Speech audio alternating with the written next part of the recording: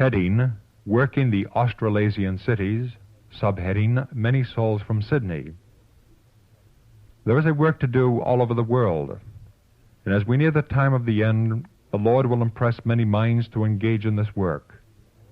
If you are able to use your influence in setting in operation the work that needs to be done in Sydney, many souls will be saved who have never yet heard the truth.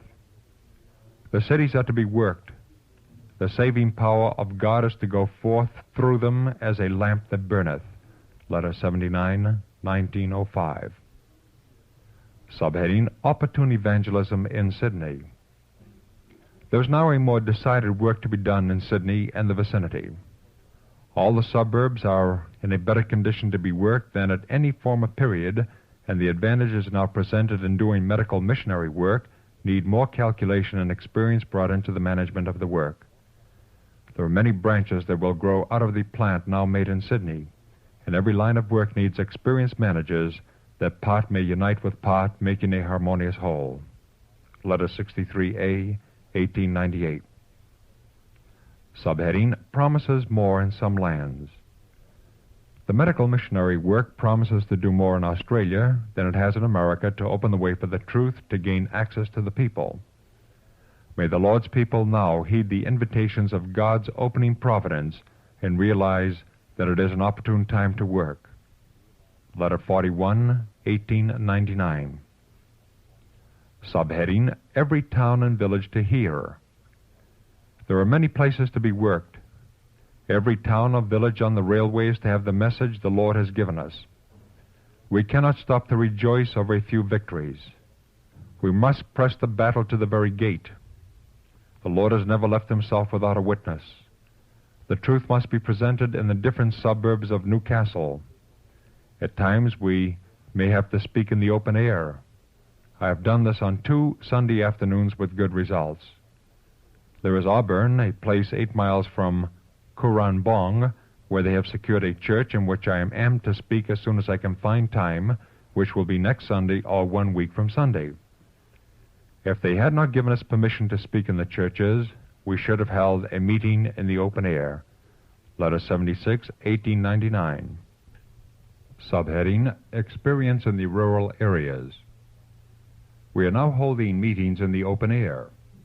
I have spoken twice recently to 90 people at Dora Creek, a place 3 miles from Currambong, and 2 weeks ago last Sunday at Martinsville in a grassy paddock, to 60 souls. Planks had been arranged in a half-circle for seats. Some were seated on rugs on the grass. Others were in carriages just outside the fence. There was no other way to reach these people but by holding open-air meetings. There seemed to be a deep interest manifested by some. 2 or 3 are now on the point of deciding, and the ripening fields are all ready for the harvest. Unless we make decided effort to go outside our own immediate circle to meet the people where they are, we shall miss the saving of many souls. There's not the least chance of getting into the little rough churches in the bush. We have been refused all chance to speak to the people in this way. But in the Lord's great temple, the open air, the heavens our dome, and the earth our floor, we can obtain hearers who would otherwise not hear. We feel intensely over the matter of lifting the standard of truth in these places. The people have no shepherd.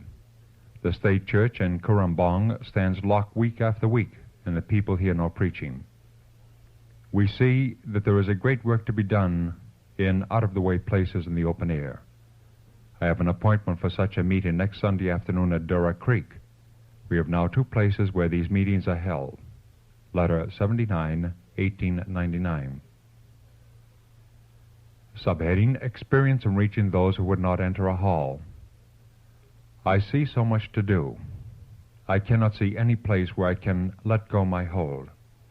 Souls are perishing, and I must help them. I speak in the church and out of the church. We drive out into the country places and speak in the open air because the prejudice against the truth is so great that the people will not consent to our speaking in little rough houses where they assemble for worship. On Sunday we went to Dora Creek, 3 miles away, and spoke to the people in the open air. About 90 persons were gathered there, and I had much freedom in presenting to them Christ as the great healer and wonderful teacher. All listened with interest. By this means I can reach a class who will not come to any hall or meeting house. We have good singing. Letter 74, 1899. Subheading, a great work called for in New Zealand. We can see a great work to be done in this field, and long to have facilities to work with. I will speak of Wellington.